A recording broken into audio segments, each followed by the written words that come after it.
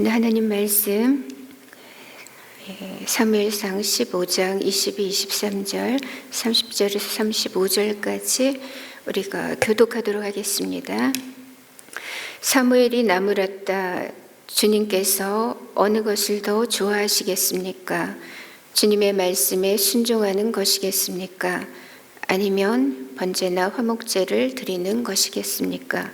잘 들으십시오. 순종이 제사보다 낫고 말씀을 따르는 것이 순양의 기름보다 낫습니다. 거역하는 것은 점을 치는 죄와 같고 고집을 부리는 것은 우상을 섬기는 죄와 같습니다. 임금님이 주님의 말씀을 버리셨기 때문에 주님께서도 임금님을 버려 왕이 되지 못하게 하셨습니다. 사울이 간청하였다. 내가 죄를 지었습니다. 그러나 나의 백성 이스라엘과 백성의 장로들 앞에서 제발 나의 체면을 세워주시기 바랍니다. 나와 함께 가셔서 내가 예언자께서 섬기시는 주 하나님께 경배할 수 있도록 하여 주십시오. 사무엘이 사울을 따라 돌아가니 사울이 주님께 경배를 드렸다. 사무엘이 아말렉의 아각 왕을 끌어내라고 명령하였다. 아각은 행여 죽을 고기비를 넘겼나 싶어 좋아하면서 사무엘 앞에 나왔다. 사무엘이 말하였다.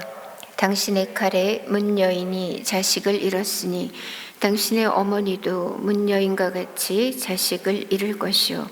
사무엘은 길갈 성소의 주님 앞에서 아각을 칼로 난도질하여 죽였다. 그런 다음에 사무엘은 라마로 돌아갔고 사울은 사울 기브아에 있는 자기 집으로 올라갔다. 그 다음부터 사무엘은 사울 때문에 마음이 상하여 죽는 날까지 다시는 사울을 만나지 않았고 주님께서도 사울을 이스라엘의 왕으로 세우신 것을 후회하셨다. 아멘.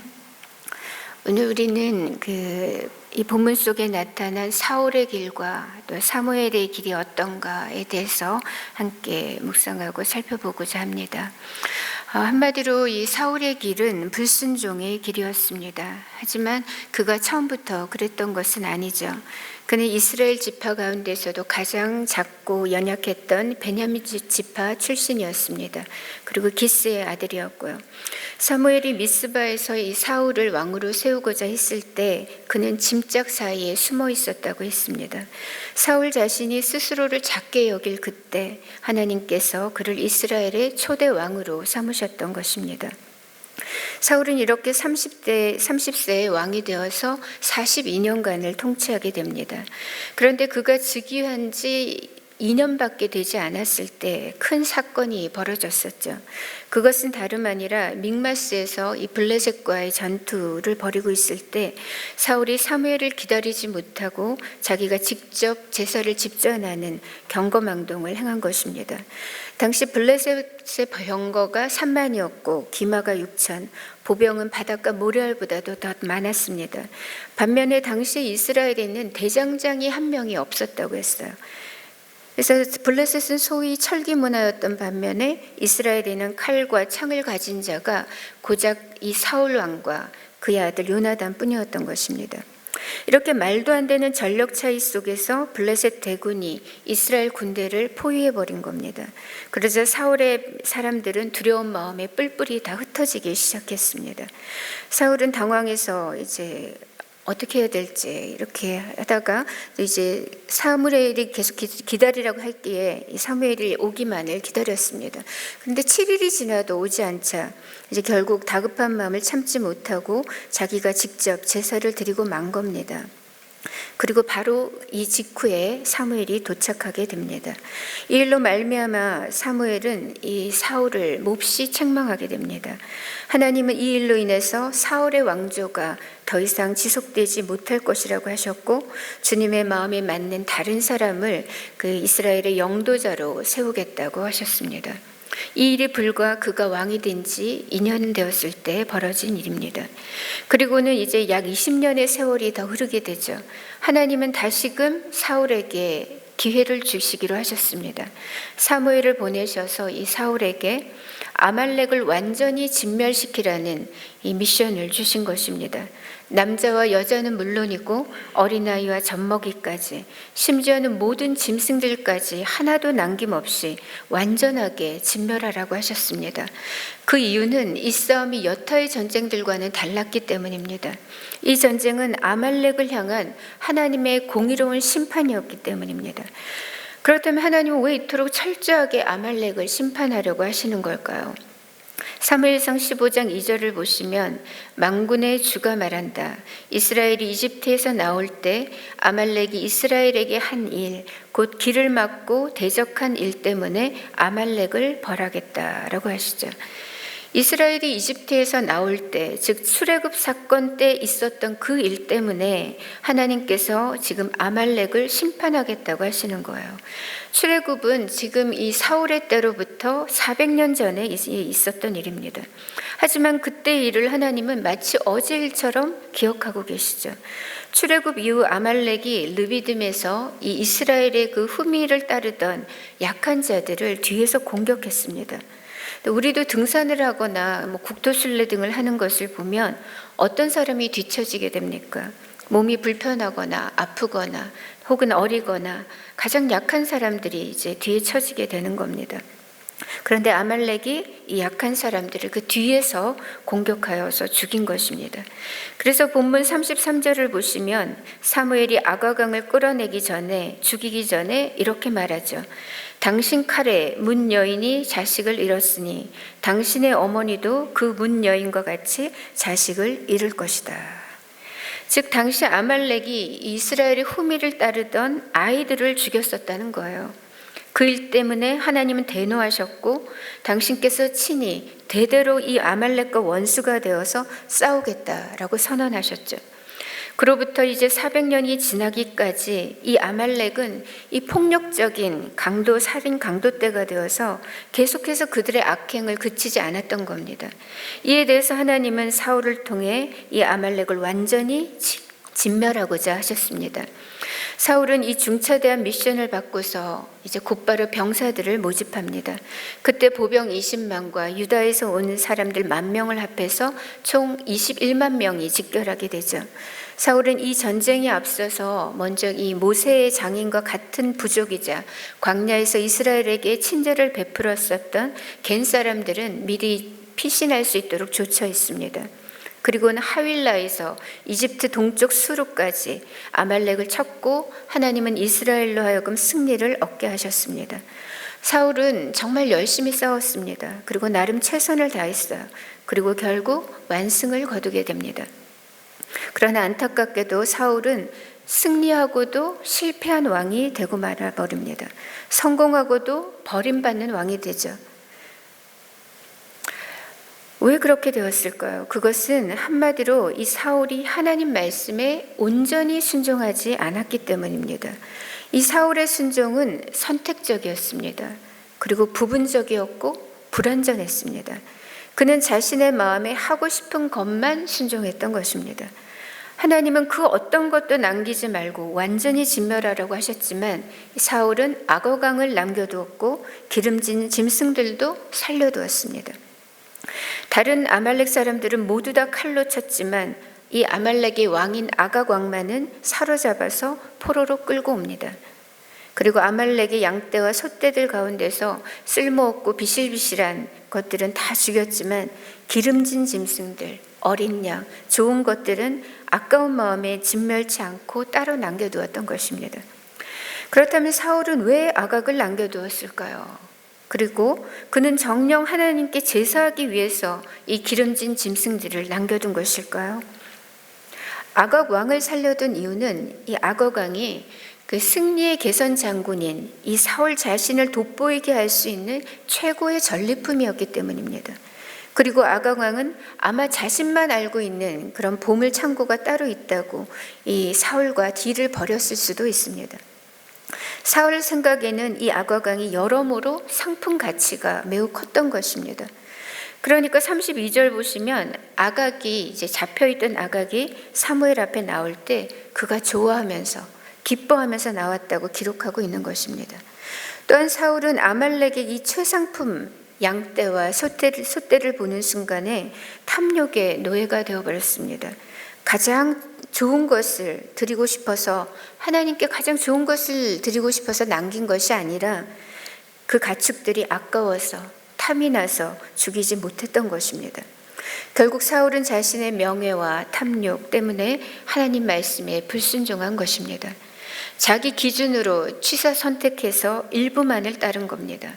그러나 하나님은 이러한 선택적인 순종, 부분적인 순종을 순종이라고 여기지 않으신다는 겁니다. 하나님의 반응은 매우 싸늘했습니다. 사무엘상 15장 11절에 내가 사울을 왕으로 세운 것이 후회가 된다, 이렇게 사무엘에게 말씀하십니다. 그가 나에게서 등을 돌리고 나의 명령을 따르지 않는다. 이 말씀 속에서 우리는 하나님의 그 자주 섞인 슬픔을 느끼게 됩니다. 하나님께서 얼마나 기가 막히고 또 괴로우셨으면 후회가 된다, 이런 표현을 하셨을까요? 이에 사무엘은 괴로워하면서 밤새 하나님께 부르짖습니다. 그가 하나님의 마음을 읽었기 때문입니다. 사무엘은 하나님의 슬픔을 느꼈습니다. 그 하나님의 고통에 공감했고 애통해 했습니다. 그리고는 사울의 그 거듭된 불순종에 대해서 그 또한 분노하게 됩니다. 사울은 불순종의 길을 걸었던 반면에 사무엘은 말씀의 길, 또한 하나님의 마음과 일치된 순종의 길을 걷고 있습니다. 사무엘은 어려서부터 하나님 말씀을 들으며 청종하며 자라났고, 또 이에 하나님은 이 사무엘의 말이 하나도 땅에 떨어지지 않도록 하셨습니다.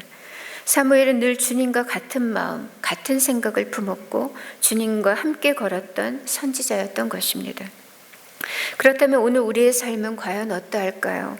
오늘 나는 과연 주님과 같은 생각, 같은 마음을 품고 있을까요? 아니, 주님의 마음과 생각에 과연 관심은 있는 것일까요? 주님이 바라보시는 것을 함께 바라보고, 주님이 웃으시는 것에 함께 웃고, 주님이 분노하시는 것에 우리도 분노하고 있을까요? 우리 주님이 오시는 그날까지 사무엘처럼 우리의 마음도 주님의 마음과 하나가 되어 살아가는 저와 여러분 되시면 좋겠습니다. 한편 승리 이후에 나타난 사울의 모습을 보면 그가 얼마나 영적으로 깊이 병들어 있는가를 보게 됩니다. 그는 아말렉을 물리친 뒤에 승리에 도취되어서 빛의 속도로 갈멜로 갔습니다. 그리고 거기서 사울은 자기를 위한 승전비를 세웁니다.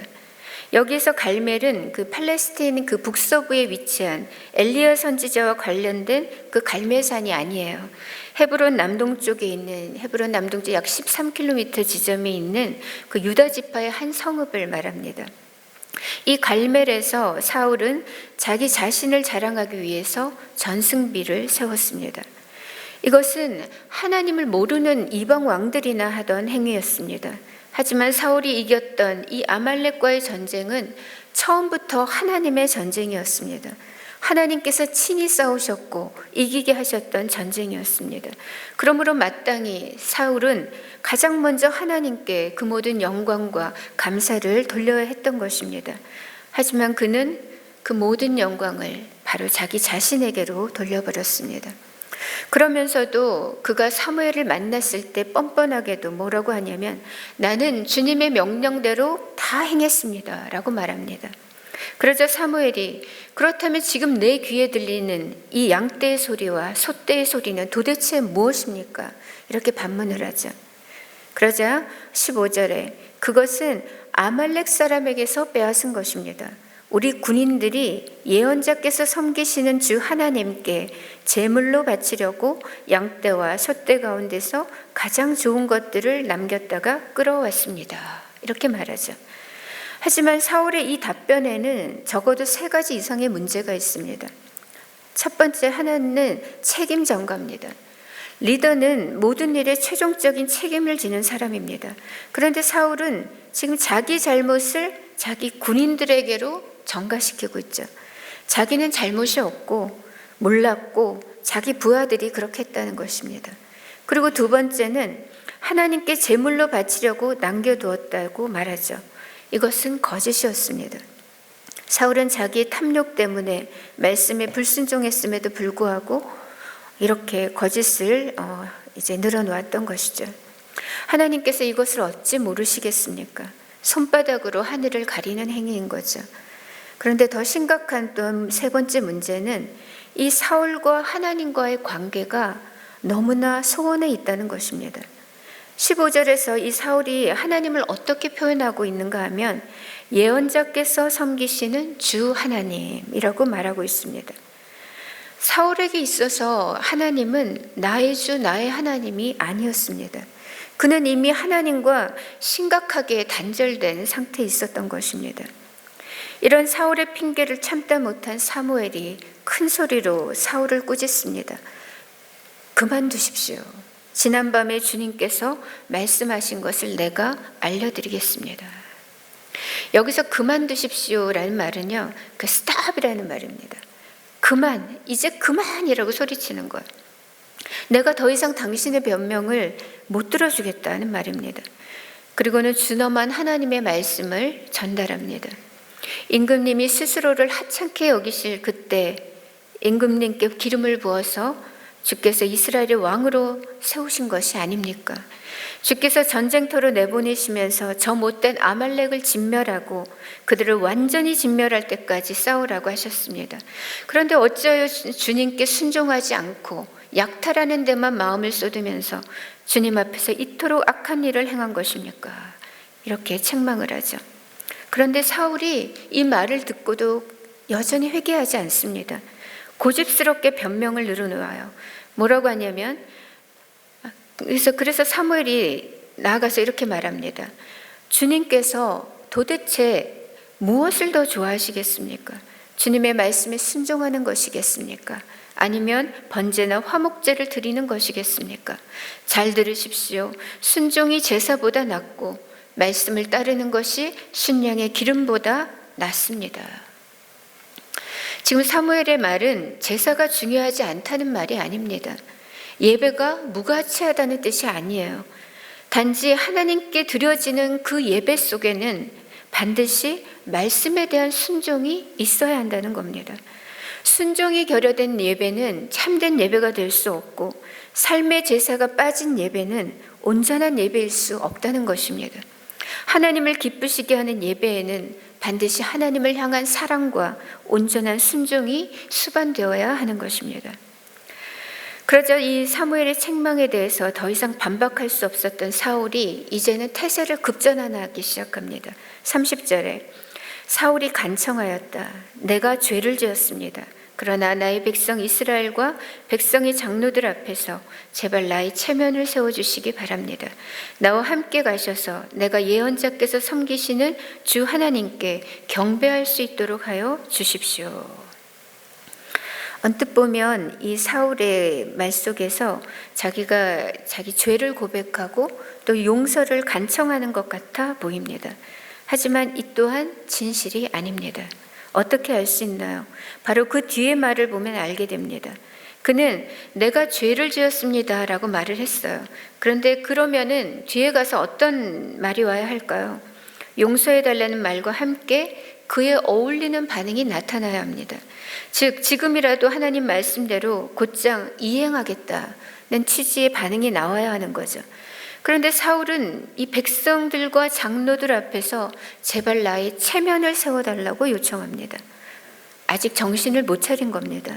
사울은 사무엘을 어찌하든지 달래서 백성들과 장로들 앞에 자기에게 아무런 문제가 없다는 것을 보여주기를 원했습니다.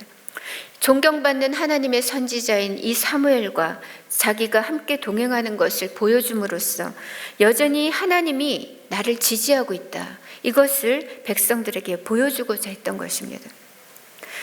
그리고 여기서 사울은 그렇다면 왜 이토록 끈질기게 하나님께 경배할 수 있도록 해달라 이것을 요청하는 것일까요? 그것은 그래야만 자기가 남겨두었던 그 양들과 소들에 대한 합리화가 가능해지기 때문입니다. 그래야만 자기의 잘못된 그 행동이 조금이라도 정당화될 수 있게 보이는 겁니다. 그 사울은 하나님의 메시지보다 사람들 앞에 어떻게 보이는가, 사람들이 나를 어떻게 생각하는가, 이 체면이 더욱더 중요했던 것입니다. 우리가 죄를 지을 때는 그 죄의 속성상 어느 죄 한 가지만으로 절대로 끝나지 않습니다. 사울의 탐욕이 불순종을 낳았습니다.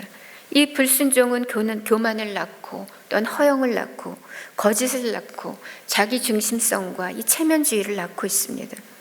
죄는 언제나 이렇게 종합 선물 세트로 다가오는 것입니다.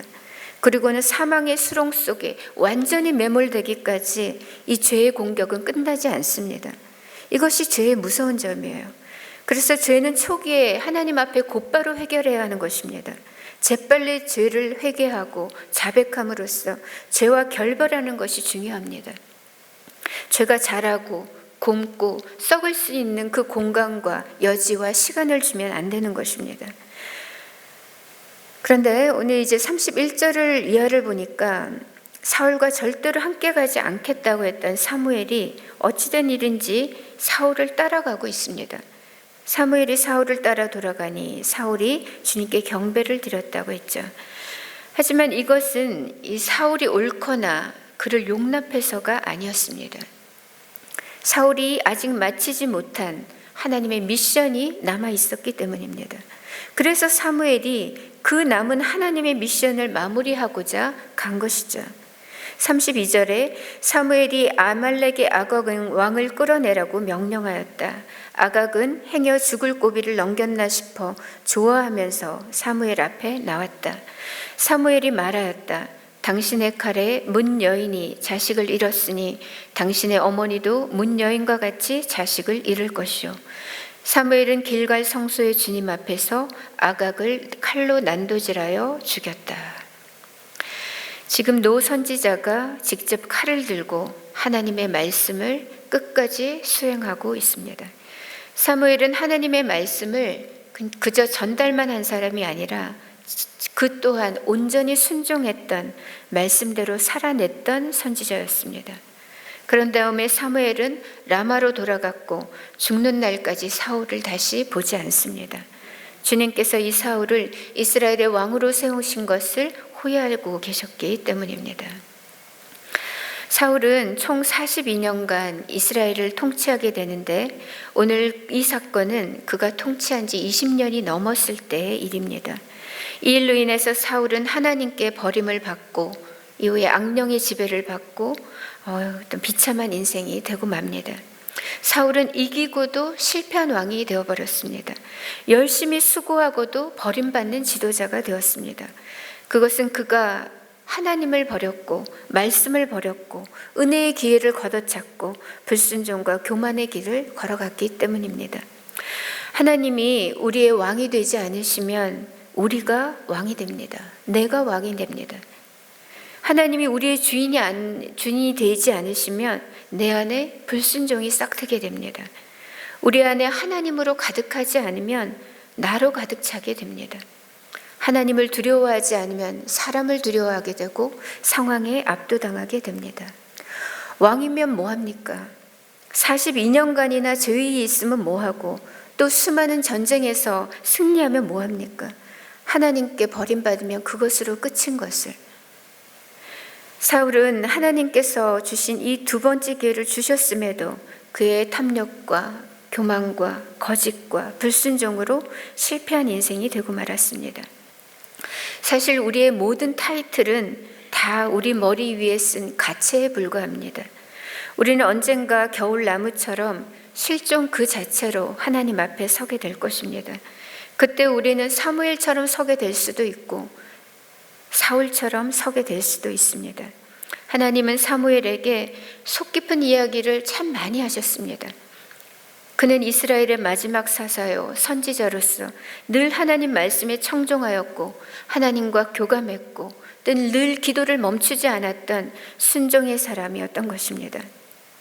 사랑하는 성도 여러분, 사무엘처럼 우리의 마음도 주님의 마음을 담기 바랍니다. 우리의 생각이 주님의 생각과 비슷해지기를 바랍니다.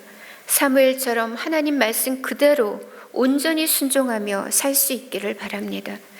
그래서 우리 주님이 웃으실 때 우리도 웃고 우리 주님이 분노하실 때 우리도 분노할 수 있고 그렇게 주님께 깊이 물들어서 겸손히 주님께 청종하고 온전히 순종하는 저와 여러분 되시기를 우리 주님의 이름으로 축복합니다. 이 시간 우리가 말씀을 기억하면서 함께 기도하겠습니다. 하나님,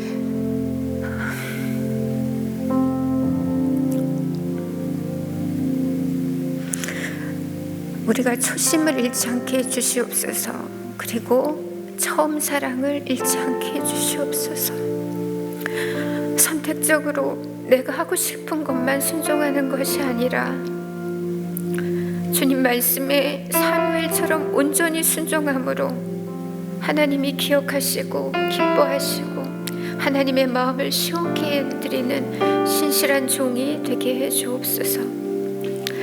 우리의 모든 허영과 탐욕과 거짓과 교만과 불순종을 회개하고 겸손히 그리고 온전히 순종하는 주의 종이 되게 하여 주시옵소서.